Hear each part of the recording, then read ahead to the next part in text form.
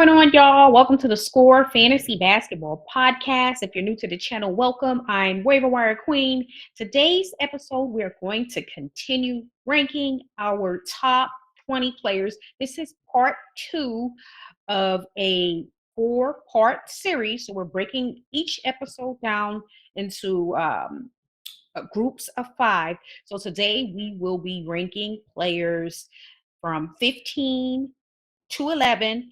Make sure you hit the subscribe button. We have a lot of great content which will help you prepare for your upcoming fantasy basketball draft and help you prepare each week.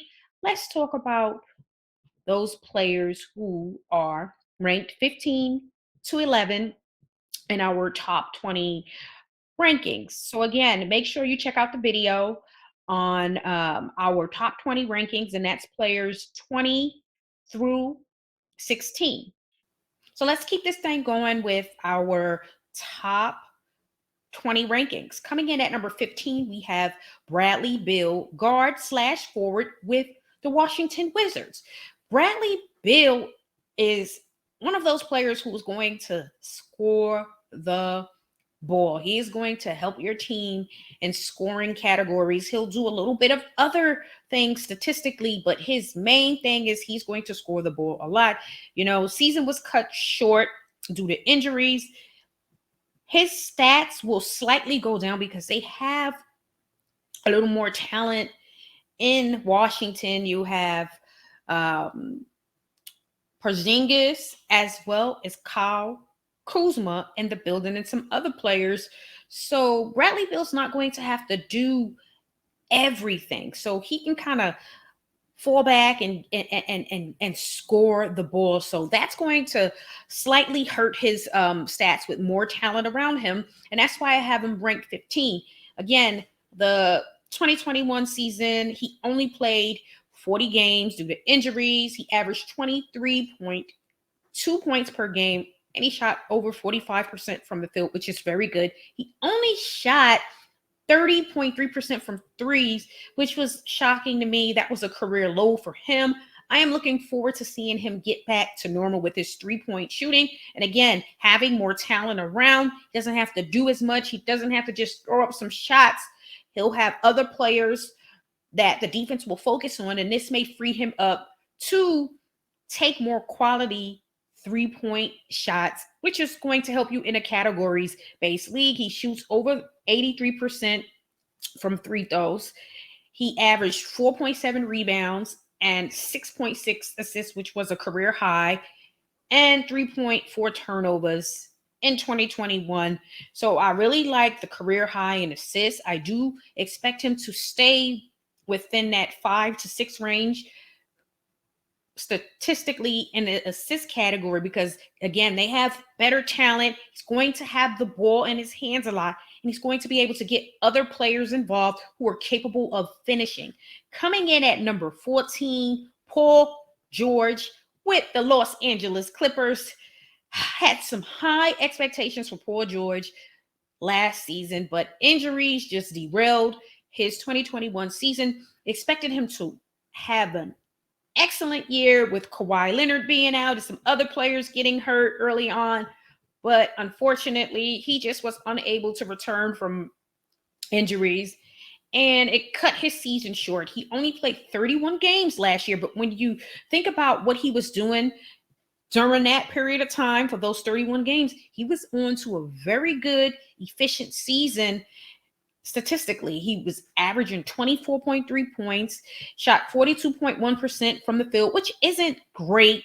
But again, he was doing a whole lot for the Clippers. He shot 35.4% from threes, 85.8% from the free throw line. He averaged 6.9 rebounds, 5.7 assists, little over 4 turnovers, and 2.2 steals. Paul George is one of those two-way players. He's going to play great defense, and he's going to score the ball. So he's one of those players I love. I love my two-way players who can play on both sides of the ball, because you know what that's going to do.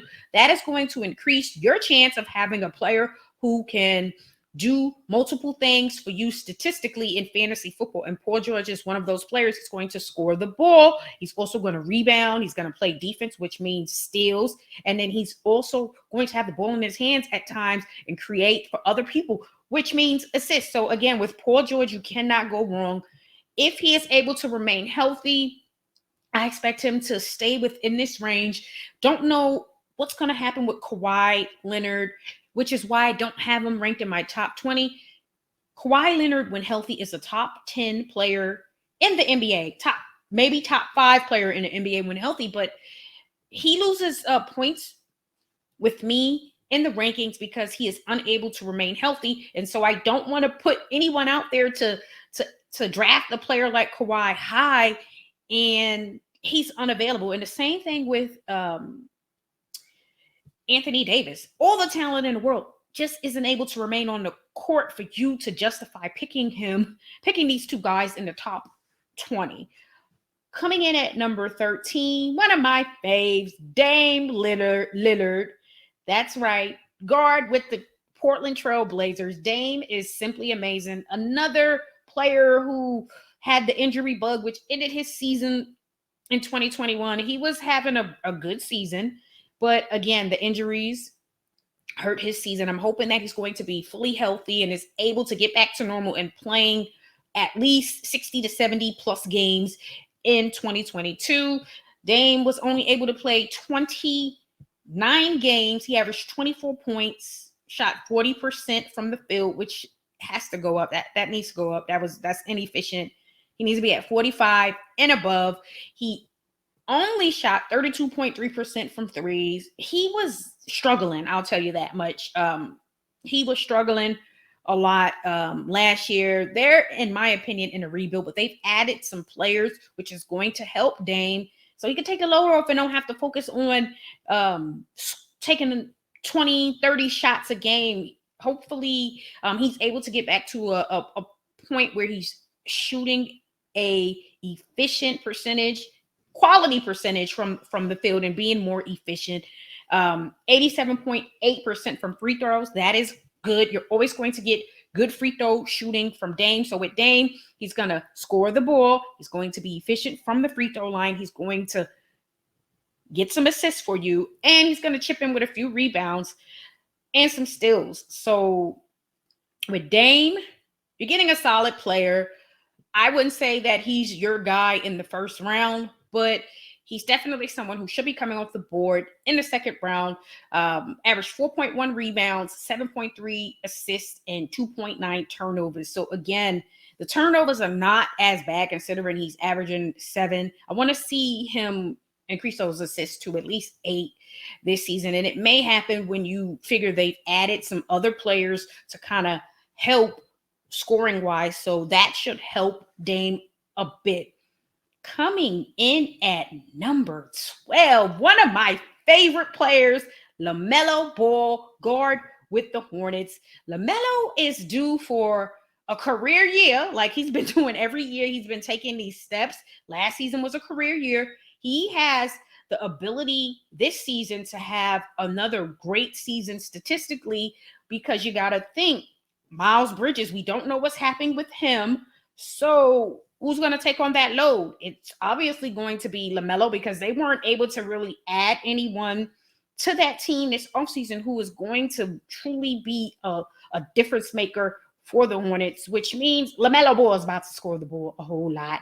Okay, he played 75 games last season, averaged 20.1 points, shot 42.9% from the field. I would love to see that go up to 45. If he can get that to 45, he'll be a 23, 24-point game scorer, which is great. He shot 38.9% from threes, which was very good because I was expecting that to be slightly lower, considering sometimes he's jacking threes up from all the way damn near at half court, but he's hitting those shots. So he is a much better three-point shooter than I anticipated.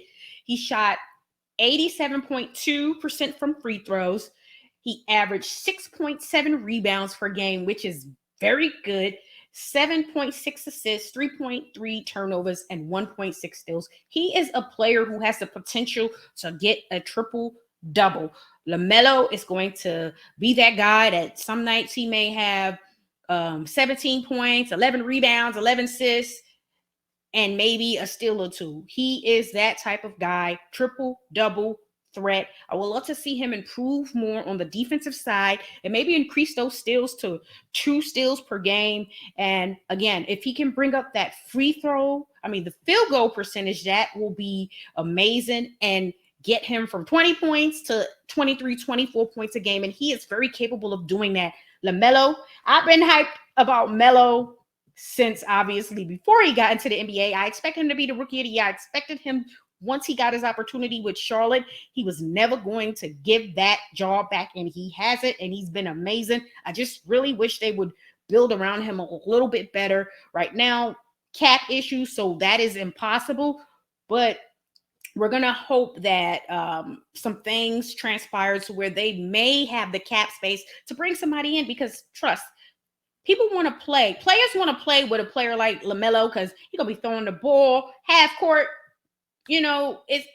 He's flashy. He's fun to play with. That's what I'm trying to say about Lamelo. So coming in at number 11, we have Steph Curry. That's right, y'all. Steph did not make my top 10, and it's not because Steph Curry isn't the greatest three-point shooter of all time and can score anywhere on the floor. It's simply because the Golden State Warriors have so much talent. I expect all of their pieces to be back in at full strength. Klay is back. I expect him to be even better this year. You figure not playing basketball for 2 years due to injuries, you're going to be rusty, and that is what we witnessed in 2021. But 2022, we're going to see more of the old Klay, and then you just have other players who are capable of taking the load off. So there may be nights where Steph is not going to have to do much because they have some really good players on that team that can carry the load.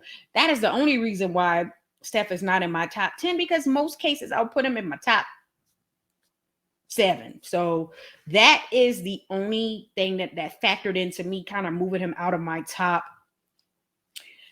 10. So 2021 was another amazing year for Steph. He played 64 games, averaged 25.5 points, shot over 43% from the field, which is just a shocker, because when I think of Steph, I'm looking for efficient, high field goal and 3-point percentages, but that wasn't the case this past season. 38.3% he shot 38% from threes, which when you think about it, you're like, 38 is solid, but for Steph, that's like, with Steph, I expected like 40 plus, but that's still very good. He shot 92.3% from the free throw line. He averaged 5.2 rebounds, 6.3 assists, 3.2 turnovers, and 1.3 steals. Just another good season for Steph Curry. And again, it was hard to not rank Steph in my top 10. It was really, really hard. But Steph is still in my top 20. And again, the only thing that factored into moving him out of my top 20, my top 10, was the fact that I expect some of those other guys to really pick up the slack this year. Steph's not going to have to throw up 45 points on most nights to win games, and that's simply what that is. All right, y'all, leave some comments and let me know your thoughts on my top 20 so far. Check out my previous video where I ranked players 20 to 16, and then let me know your thoughts on this episode, ranking players from 15 to 11. Make sure you tune in on Wednesday, because we'll have the remainder rankings from 10 all the way down to the top fantasy basketball players. So I'll see you on Wednesday, and make sure you hit that subscribe button to help you throughout the fantasy basketball season. I'll see you Wednesday.